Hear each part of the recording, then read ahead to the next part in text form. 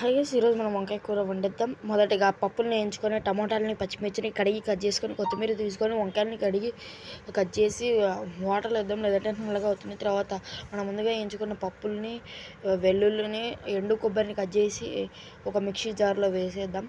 ఇప్పుడు కారం అయితే వేసుకుందాం. టేస్ట్కి తగ్గ కారాన్ని వేసేసి మంచిగా గ్రైండ్ చేసుకుందాం. మెత్తగా గ్రైండ్ చేసుకోవాలి.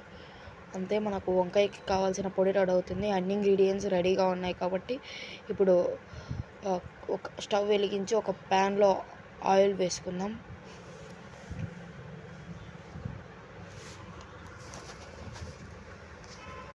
ప్యాన్ బాగా వేడయ్యాక కరివేపాకు ఇంకా జీలకర్రను వేసుకుందాం.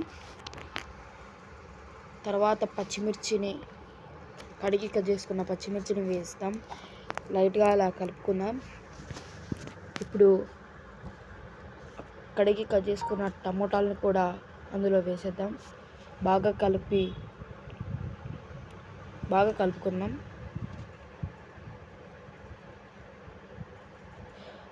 మనము వాటర్లో ఉంచుకున్న ఆ వంకాయ ముక్కల్ని కూడా అందులో యాడ్ చేసుకుందాం.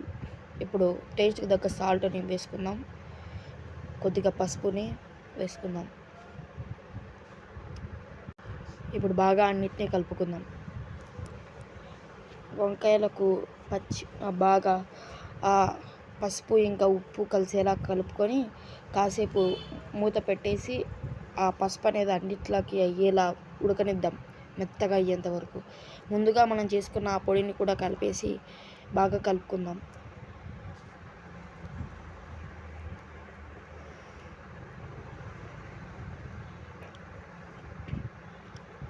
ఇప్పుడు కొద్దిగా ధనియాల పొడిని ఇంకా గరం మసాలా వేసేద్దాం. బాగా కలుపుకుందాం.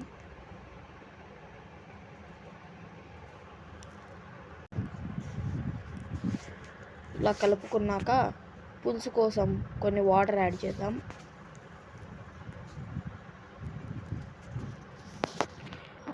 ఆ పులుసులో ఆ వంకాయ ఉన్న మసాలా అంతా కలిసేలా బాగా కలుపుకున్నాక లిడ్ పెట్టేసి కాసేపు ఉంచుదాం.